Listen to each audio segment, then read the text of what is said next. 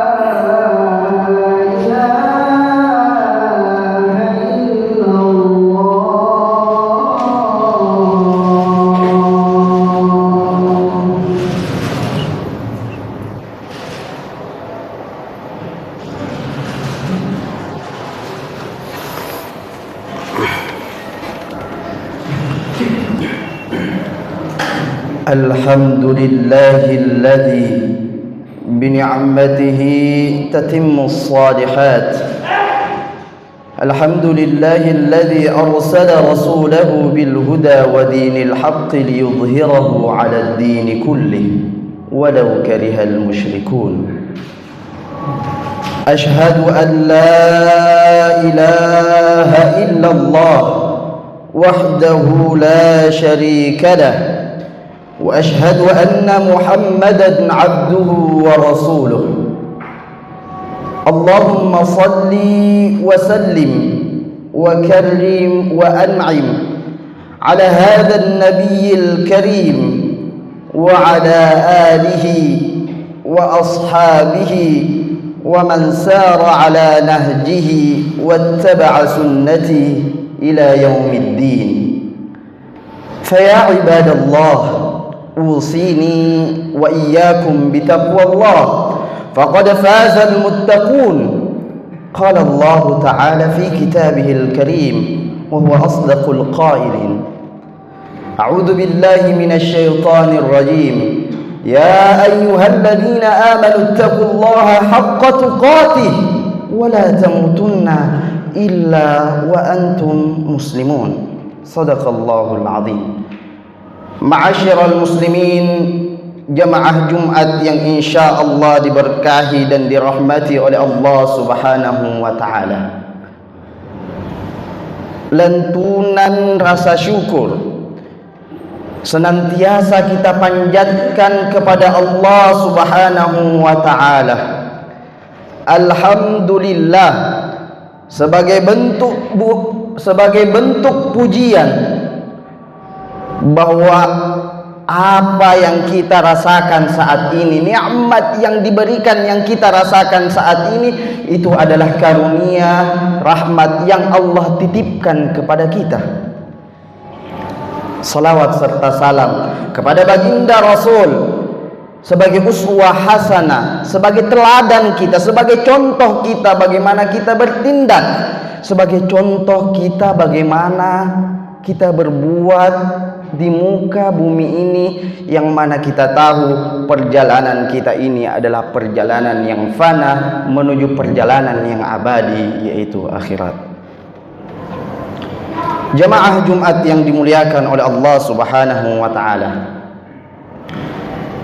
di setiap mimbar-mimbar Jumat yang telah lalu, kita seringkali mendengarkan pesan-pesan takwa yang disebarkan oleh para khatib-khatib kita. Namun yang menjadi pertanyaan, apakah pesan-pesan takwa yang telah kita dengarkan berkali-kali telah masuk ke dalam hati kita dan tercerminkan di dalam perbuatan kita sehari-hari? Ataukah pesan-pesan takwa yang telah berkali-kali kita dengar hanya masuk ke dalam telinga kita lalu keluar beriringan dengan keluarnya kita di masjid ini? Tentunya kita berharap semakin hari kita menjadi semakin insan yang lebih bertakwa kepada Allah sebagai bekal kita untuk berjumpa dengannya. Wa tazawwadu fa inna khairaz zadi taqwa. Berbekallah kalian, dan sebaik-baik bekal yang Allah perintahkan ialah dengan bertakwa kepadanya. Jemaah Jumat yang dimuliakan oleh Allah Subhanahu wa ta'ala, hari ini kita bersyukur kembali bertemu di hari yang agung ini, hari Jumat yang merupakan sayyidul ayyam, penghulunya para hari-hari yang lain yang Allah ciptakan. Selain kesyukuran itu, kita juga bersyukur sebab pada hari ini kita telah berada pada bulan Rajab, di mana bulan Rajab merupakan salah satu bulan yang Allah Subhanahu wa ta'ala berikan kemuliaan di dalamnya. Allah Subhanahu wa ta'ala berfirman, Inna iddatash syuhuri 'indallah 12 syahran fi kitabillah yawma khalaqas samawati wal arda minha arba'atun hurum. Sesungguhnya jumlah bilangan bulan di sisi Allah Subhanahu wa ta'ala ketika Allah Subhanahu wa ta'ala menciptakan alam semesta ini, ketika Allah Subhanahu wa ta'ala menciptakan langit dan bumi, Allah juga menciptakan waktu. Perputaran waktu 1 tahun lamanya itu terdiri dari 12 bulan, di mana kita umat Islam mengetahui bahwa bulan Hijriyah dimulai pada bulan Muharram, kemudian masuk bulan Safar, kemudian setelah bulan Safar kita masuk Rabiul Awal, kita masuk Rabiul Tsani, setelah itu kita masuk ke Jumadil Awal, Jumadil Tsani, setelah itu kita masuk bulan Rajab yang dimana saat ini kita berada di dalamnya. Setelah Rajab kita akan melangkah ke bulan Sya'ban, setelah Sya'ban subhanallah kita akan berjumpa pada bulan suci Ramadan. Setelah Ramadan kita melangkah Syawal, setelah Syawal kita melangkah pada bulan Dzulqa'dah dan Dzulhijjah. Maka lengkaplah 12 bulan perputaran waktu selama 1 tahun lamanya. Ada yang menarik pada bulan Rajab ini, di mana ketika masuknya bulan Rajab ini Rasulullah sallallahu alaihi wasallam senantiasa mendawamkan, senantiasa mendoakan doa khusus terkait bulan Rajab ini, yang mungkin sebagian kita sering mendengar, bahkan mungkin telah menghafalkannya. Dalam hadis Tirmidzi disebutkan bahwa doanya, Allahumma barik lana fi Rajab wa Sya'ban wa ballighna Ramadan. Ya Allah, berkahilah kehidupan kami di bulan Rajab dan Sya'ban, serta sampaikanlah keberkahan itu, teruskan keberkahan itu sampai kami merasakan keberkahan di bulan suci Ramadan. Seakan-akan dari doa ini ingin dikatakan bahwa barang siapa yang gagal mengisi bulan Rajab, yang gagal mengisi bulan Sya'ban, maka dia akan gagal juga mengisi bulan suci Ramadannya. Maka ini mengajarkan kepada kita bahwa start kita, pemanasan kita untuk menyambut bulan suci Ramadan ke depan adalah dimulai dari bulan ini, yakni bulan Rajab. Kata Allah subhanahu wa ta'ala, minha arba'atun hurum, ada 4 yang dimuliakan oleh Allah, salah satu diantaranya bulan Rajab. Maka ini titik start kita untuk melakukan pemanasan ibadah sampai kemudian kita nanti sampai ke bulan suci Ramadan. Ibnu Rajab Al-Hambali mengatakan bahwa Syahrul Rajab Syahrul Badr. Jadi bulan Rajab itu ibaratnya bulan kita menanam. Wa Syahrul Sya'ban Syahrul Siqa. Di bulan Sya'ban nanti adalah waktunya untuk kita menyirami, untuk kita memupuk. Wa Syahrul Ramadan Syahrul Hasad. Nanti di bulan Ramadan waktunya kita memetik hasil. Jamaah Jumat yang dimuliakan oleh Allah Subhanahu wa ta'ala. Olehnya menjadi sebuah pertanyaan, apa ukurannya seseorang sehingga bisa dikatakan berada di dalam keberkahan? Dan itulah tema kita di Jumat yang berberkah ini. Setidaknya para ulama mengatakan setidaknya ada 4 hal yang menjadi ukuran bahwa seseorang itu telah berada di dalam keberkahan. Yang pertama, bima yurdir rahman. Kalau kita merasa kehadiran kita ini, diri kita ini, harta kita ini, kedudukan yang kita capai ini, jabatan yang kita emban ini, itu mendapatkan ridho dari Allah Subhanahu wa ta'ala. Olehnya di hari Jumat ini adalah hari evaluasi. Setelah keluar dari masjid ini, kita kembali mengevaluasi diri. Ketika kita ingin melakukan sesuatu, kita kaitkan lagi dengan Allah. Apakah perbuatan saya ini telah sejalan dengan ridha Allah Subhanahu wa ta'ala? Sehingga segala aktivitas yang kita lakukan itu terkait oleh Allah Subhanahu wa ta'ala, sehingga mendapatkan ridho dan keberkahan darinya. Rasulullah sallallahu alaihi wasallam bersabda, kullu amrin dhi balin la yubda'u bismillahirrahmanirrahim fahuwa aqta fahuwa abtar fahuwa ajdam. Segala perkara, segala perbuatan yang dilakukan oleh seseorang tetapi tidak didahului dengan mengucapkan nama Allah, bismillahirrahmanirrahim, maka perbuatan tersebut tertolak dari keberkahan. Perbuatan tersebut tidak diterima oleh Allah Subhanahu wa taala. Apa hikmah yang bisa kita ambil? Bahwa apapun aktivitas yang ingin kita lakukan, yang akan kita lakukan, senantiasa libatkan Allah di dalamnya. Kenapa? Karena kita ini seorang hamba.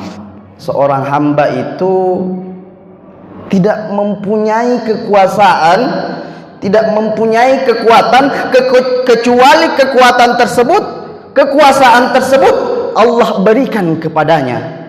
Kekuatan kita, kekuasaan kita, apa yang kita miliki itu hanya titipan dari Allah. Maka libatkan Allah dalam setiap aktivitas kita. Yang kedua, sebagai ukuran keberkahan seseorang adalah bima yunashitul ibadah. Ketika seseorang ini memiliki semangat dalam beribadah. Hadirin jamaah Jumat yang dimuliakan oleh Allah Subhanahu wa taala. Mumpung kita berada di hari Jumat, hari yang mulia, mumpung kita berada di bulan Rajab, bulan yang dimuliakan oleh Allah Subhanahu wa taala, menjadi start kita menuju bulan Ramadan, perbanyak ibadah kita dari sekarang. Setelah keluar, datang waktu salat asar, tunjukkan semangat kita, kita kembali ke masjid sebagaimana kita semangat untuk melakukan sholat Jumat. Kita kembali bangun di tengah malam, sholat tahajud. Kita kembali menghidupkan sholat duha kita. Kita kembali melakukan amalan-amalan sunnah yang mungkin selama ini kita lalaikan, kita abaikan. Kita kembali membuka mushaf Al-Quran yang mungkin telah berdebu karena lama kita tidak buka. Kembali kita merasakan adanya semangat beribadah dalam diri ini. Maka orang yang senantiasa merasakan ada semangat ibadah di dalam dirinya menjadi ukuran, menjadi tanda bahwa dirinya berada dalam keberkahan Allah Subhanahu wa taala. Jadi ukuran keberkahan yang pertama ketika kita merasa perbuatan kita diridhoi oleh Allah. Yang kedua, ketika kita merasa kita sudah punya semangat untuk terus beribadah kepada Allah. Yang ketiga, bima yanfa'un nas. Ketika kita merasa bahwa kita ini, diri kita telah memberikan manfaat kepada orang lain. Mari kembali mengevaluasi diri. Kembali kita berpikir, apakah kehadiran kita ini telah bermanfaat untuk anak-anak kita? Bermanfaat dalam artian tidak hanya memberikan apa yang anak-anak kita mau, tetapi ukuran kemanfaatan terbesar ialah ketika kita mampu menjadi teladan bagi anak-anak kita, sehingga anak-anak kita bisa mengikuti apa yang dilakukan oleh orang tuanya. Inilah nilai-nilai kemanfaatan terbesar, ketika anak kita bisa menjadi baik karena mencontoh orang tuanya yang baik. Telahkah kita menjadi seorang yang bermanfaat untuk istri kita? Telahkah keilmuan kita, gelar-gelar kita S1, S2, bahkan mungkin S3 telah memberikan nilai manfaat kepada orang lain? Telahkah kita bermanfaat pada tetangga-tetangga kita? Telahkah posisi kita, jabatan yang kita emban, yang menjadi jabatan yang kita emban itu telah mendapatkan nilai kemanfaatan? Jangan sampai jabatan yang kita emban, posisi yang kita dapatkan yang merupakan titipan dari Allah itu malah tidak memberikan nilai manfaat kecuali kemanfaatan untuk diri sendiri, untuk memperkaya diri sendiri. Maka sungguh kita tidak berada dalam nilai keberkahan. Maka kalau kita ingin berberkah, perbanyak memberikan manfaat kepada orang lain. Rasulullah sallallahu alaihi wasallam bersabda, ahabbul a'mal anfa'uhum linnas. Sebaik-baik amalan ialah amalan yang memberikan dampak kebaikan bagi orang lain. Dalam teks lain disampaikan khairun nas anfa'uhum linnas. Sebaik-baik manusia, manusia yang paling baik, manusia yang paling sukses ialah mereka yang telah mampu memberikan nilai manfaat kepada orang lain. Mari kita sama-sama kembali berpikir sejauh mana kita telah memberikan manfaat kepada orang lain, sejauh dan sekuat yang bisa kita lakukan. Yang keempat yang menjadi ukuran ketakwaan, ukuran keberkahan ialah bima yuthbitul ukhuwah. Ketika kita telah mampu mengokohkan ukhuwah. Hadirin jamaah Jumat, jangan sampai kita rajin beribadahnya, salatnya selalu di masjid, mengajinya selalu 1 juz, setiap Jumat kita baca Al-Kahfi, tetapi sama tetangga kita bertengkar, sesama tetangga kita tidak saling bertegur sapa, maka hilang nilai keberkahan itu. Maka salah satu ukuran bahwa kita berada dalam keberkahan adalah ketika kita bisa mengokohkan ukhuwah. Dalam lingkup kecil tetangga-tetangga kita, dalam lingkup yang lebih besar teman-teman sekantor kita, teman-teman tempat kita bergaul di dalamnya. Sebagai seorang muslim yang baik harus memiliki prinsip tidak punya rivalitas, tidak punya musuh dalam kehidupannya. Bukankah kita umat Nabiullah Muhammad sallallahu alaihi wasallam yang ingin mencontoh Nabiullah Muhammad sallallahu alaihi wasallam? Nabi Muhammad, betapa beliau mendapatkan cercaan oleh kaum Quraisy, betapa beliau mendapatkan hinaan oleh orang-orang Taif waktu itu. Tidak hanya hinaan melalui kata-kata, tapi perbuatan-perbuatan dari tangannya yang kemudian melukai Nabiullah Muhammad sallallahu alaihi wasallam. Tapi apakah Nabiullah Muhammad sallallahu alaihi wasallam yang menjadi panutan kita bersedih hati kemudian membenci mereka? Jawabannya tidak sama sekali. Malah Rasulullah sallallahu alaihi wasallam mendoakan orang-orang tersebut agar mendapatkan hidayah kembali ke jalan Allah. Kalau kita memang merasa bahwa kita umat Nabi dan ingin mencontohnya, kalau kita memang merasa bahwa kita ingin menggembirakan Nabiullah Muhammad sallallahu alaihi wasallam, maka maafkan semua orang yang telah menyakiti kita. Tidak segampang itu, mungkin kata beberapa orang, tidak segampang itu kita memaafkan orang-orang yang telah menyakiti kita. Beberapa orang-orang telah menyakiti kita sampai mengayat-ayat hati, sampai merendahkan kedudukan kita. Namun bukankah itu sebagai bentuk perjuangan kita, sebagai bentuk kecintaan kita kepada Nabiullah Muhammad sallallahu alaihi wasallam, agar kita kelak dapat berjumpa di surganya? Maka maafkanlah orang-orang yang telah menyakiti kita tanpa terkecuali. Hadirin jamaah Jumat yang dimuliakan oleh Allah Subhanahu wa ta'ala, kembali mengulang, ada 4 ukuran kalau kita itu sudah berada dalam keberkahan. Yang pertama, bima yurdir rahman, kalau kita sudah merasa bahwa apa yang kita lakukan ini diridhoi oleh Allah. Kemudian yang kedua, bima yunasyitul ibadah, ketika kita merasa bahwa kita punya semangat untuk beribadah kepada Allah. Yang ketiga, bima yanfa'un nas, ketika kita merasa bahwa diri kita ini bisa memberikan manfaat yang maksimal kepada orang lain.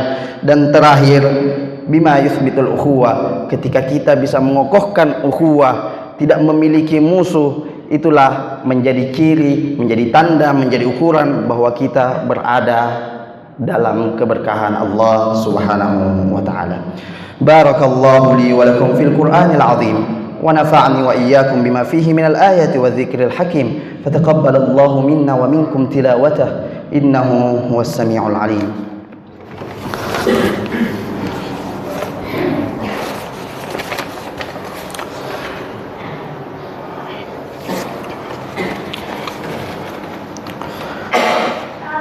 أحمدك ربي وأشكرك حمدا كثيرا طيبا مباركا فيه في كل حال، حمدا يوافي نعمه ويكافئ مزيده.